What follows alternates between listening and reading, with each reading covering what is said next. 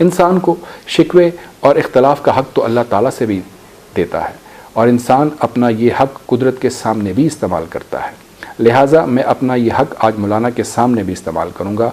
मुझे यकीन है मौलाना मेरे इशारिया 1% सच का बुरा नहीं मानेंगे।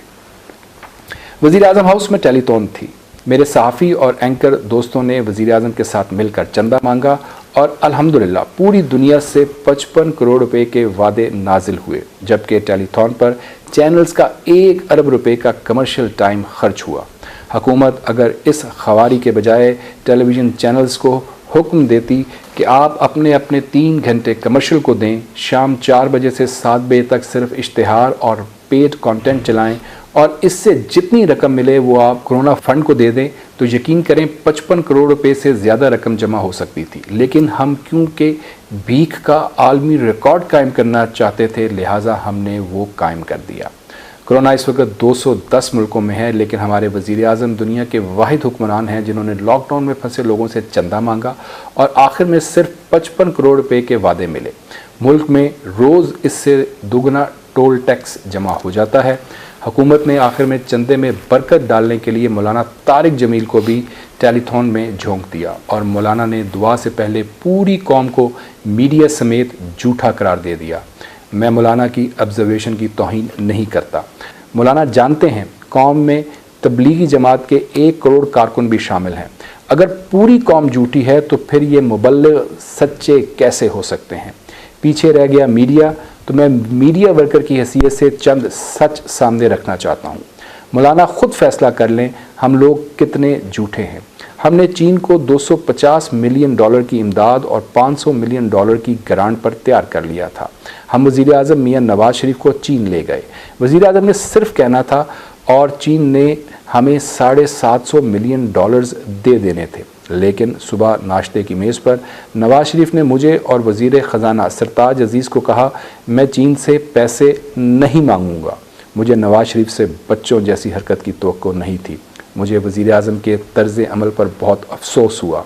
आप ज़रा सोचिए, जो वज़ीर आज़म माशी हालात की ख़राबी के बावजूद चीन से इमदाद नहीं मांग रहा, वो बच्चों जैसी हरकत कर रहा था, और वो जो टेलीथॉन में पूरी दुनिया से मांग रहा है वो ईमानदार तरीन है। हम भी क्या लोग हैं।